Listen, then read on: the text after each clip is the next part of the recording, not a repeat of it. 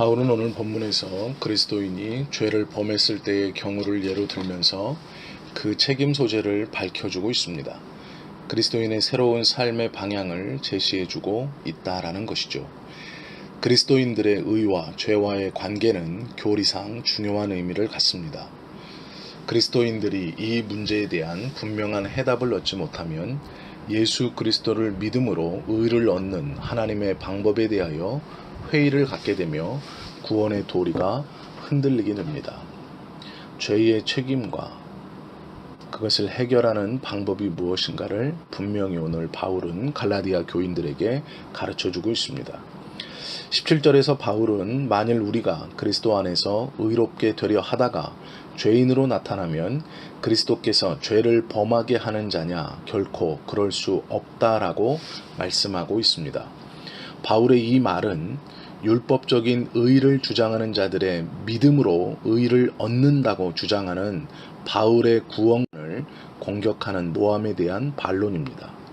그들은 만약 사람이 그리스도를 믿는 것만으로 의를 얻는다면 그가 의를 얻은 후에 죄를 범했다고 하자. 그러면 그 사람은 그리스도 안에서 의를 얻었으며 또 정죄에 이르지 않으니 그러면 그 죄는 그리스도께서 짓게 하신 것이냐라고 묻고 갈라디아 교인들을 유혹하고 있습니다. 그리스도 안에서 의를 얻는 일에 대한 오해는 의를 얻은 후에 범하는 그리스도인의 죄는 어떻게 처리되느냐 하는 것입니다. 그 죄가 정죄에 이르지 아니한다면 그리스도는 인간의 죄를 조장하는 분이 아니냐 하는 것입니다. 의를 얻은 후에 그리스도인들의 생활이 어떠해야 하느냐의 문제는 대단히 중요합니다. 우리가 그리스도 안에서 의롭게 되려 하다가 오히려 죄를 범하여 죄인으로 나타나면 그 책임이 누구에게 있느냐는 것입니다. 그리스도께서 의를 주셨으니 그리스도에게 있는 것이 아니겠느냐. 이 같은 율법주의자들의 반론에 바울은 결코 그럴 수 없다고 단정적으로 말합니다. 18절에 바울은 이 문제에 대해서 분명히 이야기합니다. 만일 내가 헐었던 것을 다시 세우면 내가 나를 범법한 자로 만드는 것이라고 말씀했습니다. 헐었다는 말은 우리의 죄가 용서받았다는 뜻입니다. 이 같은 용서는 예수 그리스도를 믿음으로 얻어졌습니다.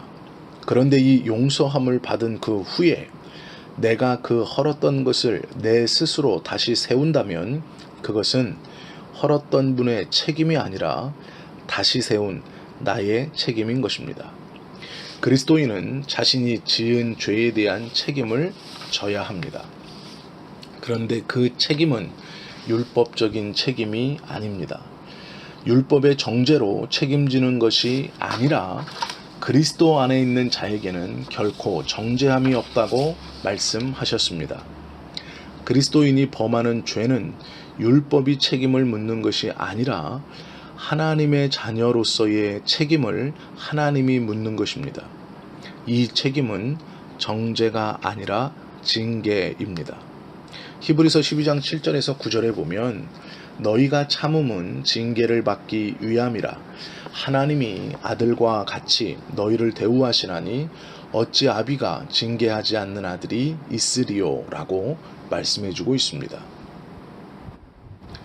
거룩하게 된 후 지은 죄에 대한 책임, 그것은 우리에게 있는 것이죠. 그 죄에 대한 결과는 정죄가 아니라 율법에서 말하는 죄가 아니라 사랑하는 자녀를 바르게 책망하기 위한 아버지의 훈육처럼 하나님께서 우리로 징계하시는 것이다 라고 바울은 가르칩니다. 우리가 여기서 한 가지를 더 온전히 이해하면 오늘 본문의 설명을 더 잘 이해할 수 있습니다. 그것은 죄와 죄들이라는 것이죠. 우리 스스로 해결할 수 없는 것이 있습니다. 오직 예수 그리스도가 십자가를 지심으로 그리고 또한 부활하심으로 해결해야만 했던 죄가 있습니다. 이것은 구원과 관련된 것이죠. 이 구원과 관련된 죄는 우리가 어떻게 할 수 있는 것이 아닙니다. 그래서 구원은 우리의 행위나 우리의 선행으로 주어지는 것이 아니라 오직 예수 그리스도의 십자가의 사건을 통해서만 주어진다라고 가르치는 것이죠. 그러면 우리가 살면서 짓는 허물, 즉 죄는 무엇입니까? 그것의 정확한 명칭은 죄들입니다. 구원에 관련된 죄는 우리의 힘으로 어찌할 수 없으나 죄들은 우리가 하나님 앞에 겸비한 마음으로 회개하고 그 죄에 대해서 철저히 통회하고 자복하고 나아가면 하나님께서 그 죄들을 용서해 주시는 것이죠. 이것은 구원 얻은 죄와는 상관이 없는 것입니다. 물론 예수 그리스도께서 십자가를 지시면서 우리를 향하여 죄에 대해서 자유함을 얻었다 말씀해 주시는 그 자유함은 죄와 죄들에 대한 자유함입니다. 깨끗함을 얻었다라고 말씀하시는 것은 죄와 죄들에 대한 깨끗함입니다.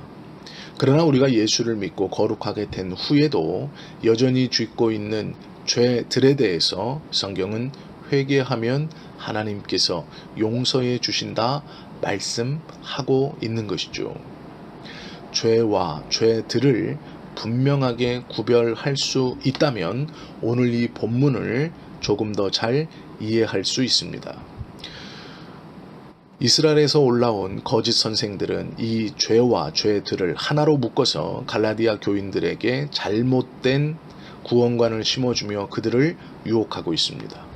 바울이 설명하는 이 죄와 죄들에 대한 관계는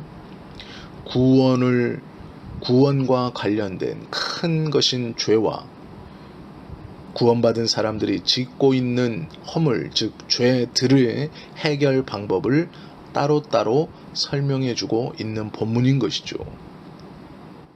죄와 죄들을 이해한다면 오늘 본문에서 바울이 어찌 허물고 다시 세우고 그것을 세운 자의 책임이다라고 말하는 것인지를 어떤 의미인지를 보다 명확하게 알 수 있습니다.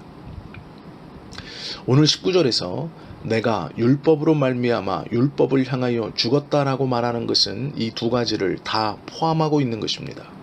첫째는 구원과 관련된 죄는 예수님께서 십자가에 이미 용서함 받으셨고 그것을 지셨기에 우리와는 상관없는 것이고, 두 번째, 살면서 살아가는 죄들은 회개하며 하나님 앞에 내어놓고 해결받을 수 있기에 우리는 죄와 죄들에 대해서 완전한 자유함을 얻은 자가 되는 것입니다.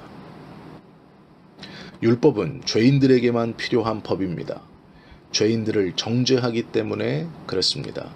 그러나 그리스도인들은 죄에 대해서, 즉 죄와 죄들에 대하여 이미 죽었기 때문에 율법을 향하여 죽은 것입니다. 이 말은 율법이 어떠한 정죄도 우리에게 내리지 못한다라는 것이죠. 그러나 중요한 말씀이 있습니다. 19절 말미에 하나님을 향하여 살게 하시려고가 중요한 말씀입니다. 그냥 머물러 있는 신앙생활이 아니라 하나님을 향하여 살게 하는 것, 우리의 삶의 방법과 표정과 말투가 하나님의 영광을 위하여 살아가야 한다라는 것을 바울은 강조하고 있는 것이죠. 죄와 죄들에 대해서 온전히 자유하게 된 우리는 그 자리에 머물러 있는 삶이 아니라 하나님을 향하여 한 걸음 한 걸음 매일매일 날마다 조금씩이라도 전진하며 살아야 한다라고 말씀하고 있는 것입니다. 그리스도의 의를 입은 우리들은 세 가지 사실에 대한 것을 명심해야 됩니다. 첫째는 죄 가운데서 살면 안 된다라는 것이죠. 둘째는 우리가 범하는 죄는 회개함으로 용서함을 받아야 한다라는 것입니다. 셋째는 그 자리에 가만히 있는 삶이 아니라 하나님을 향하여 새로운 의의 열매를 맺으며 살아가야 한다라고 하는 것이죠. 새벽 시간에 이 본문을 온전히 강론하기는 쉽지 않습니다. 그러나 바울이 원하는 것은 분명합니다. 죄에 대해서 죽고 다시 살아난 너희는 하나님을 향하여 살아가야 한다라고 말하고 있는 것이죠. 바라고 원하기는 우리도 이 죄에 대해서 죽고 하나님을 향하여 오늘 하루 부지런히 살아가는 저와 여러분 되실 수 있기를 예수님의 이름으로 축원합니다. 기도하시겠습니다.